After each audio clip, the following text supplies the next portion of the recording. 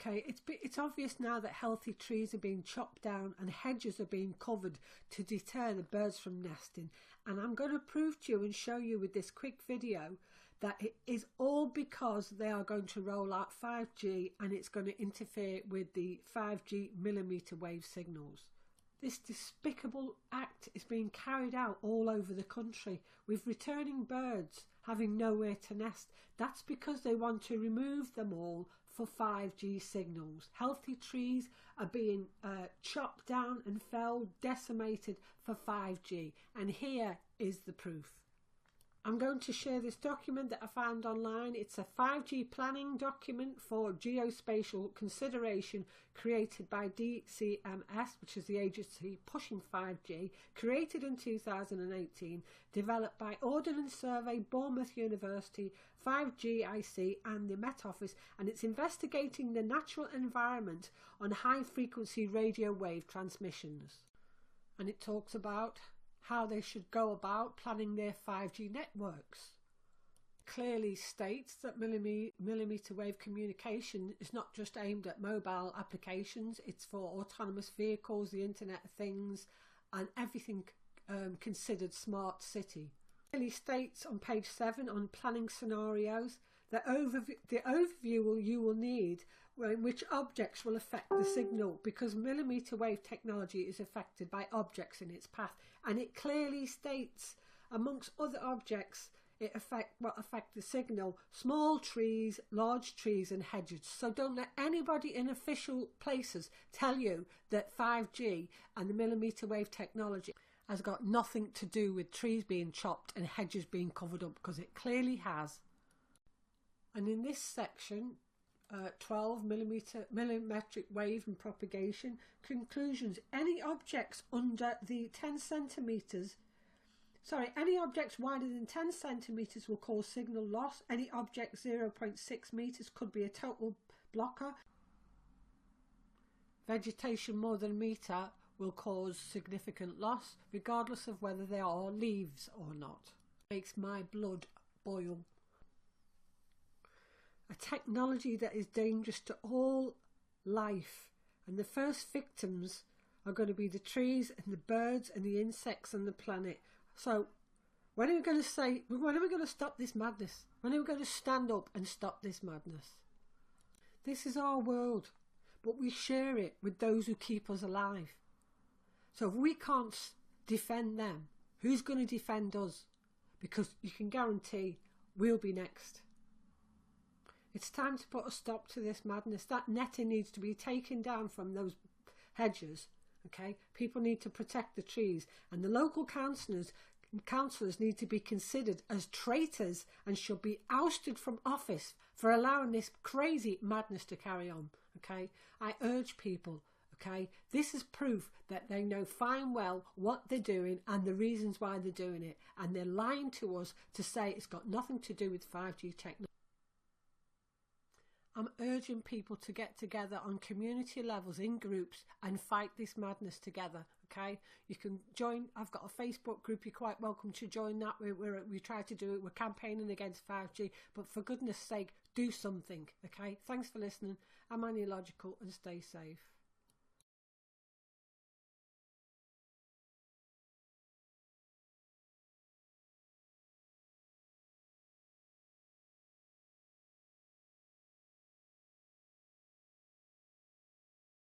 And now, here is your host and teacher, Perry Stone. For the next few moments, I'm going to delve into a very unique subject. There's a verse in the book of Revelation chapter 13 where an image of the beast is going to be created. And the Bible indicates that when this image of the beast is created, it will speak and live and be so fascinating to the point that people will be forced to worship it. I must confess to you that in my 41 years of full-time ministry, I've been a little bit puzzled about this image of the beast.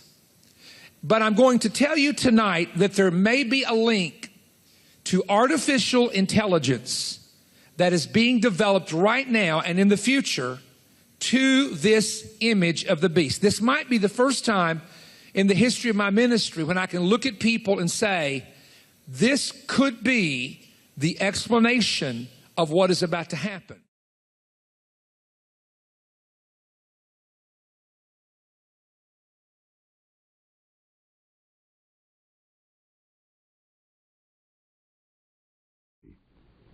Nebuchadnezzar the king made an image of gold, whose height was 60 cubits, and the breadth thereof 6 cubits.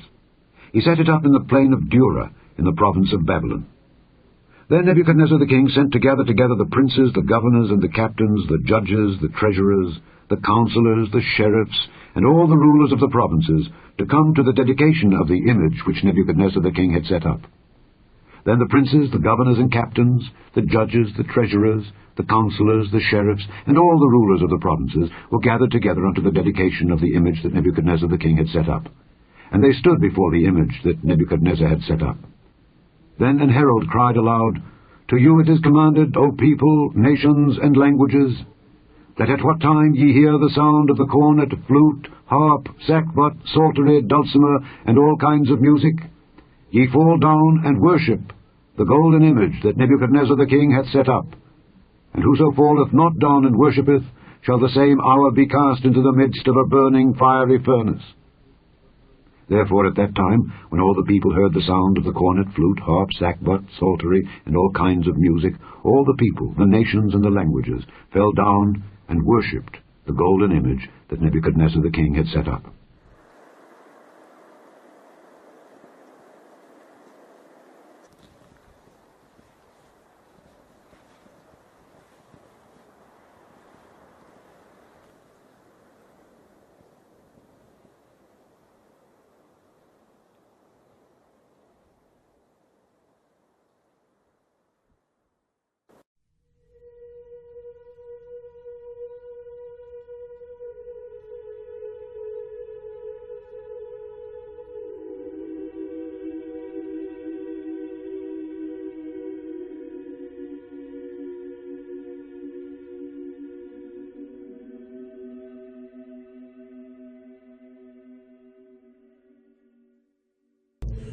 Flammas eius, Lucifer matutinus inveniat.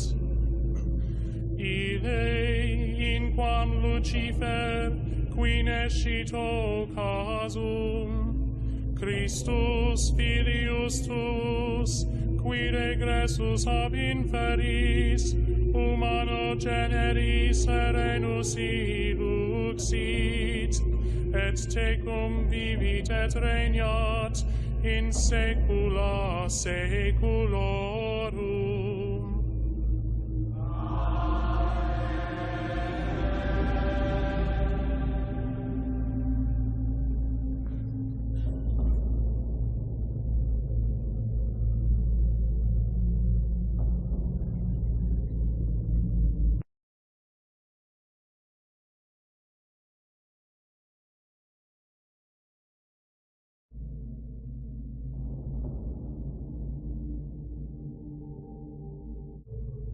Flammas eius, Lucifer matutinus inveniat. Ille in quam Lucifer qui nescito casum, Christus filius tuus, qui regressus ab inferis, humano generis serenus iluxit, et tecum vivit et regnat in saecula saeculorum.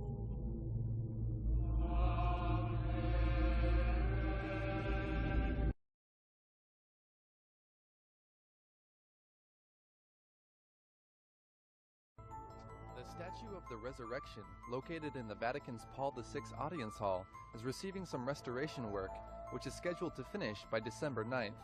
The statue can often be seen behind the Pope during his general audiences that are held in the hall. October 3rd also marked the 34th anniversary since the statue was introduced to the hall by its creator, Pericle Fazzini.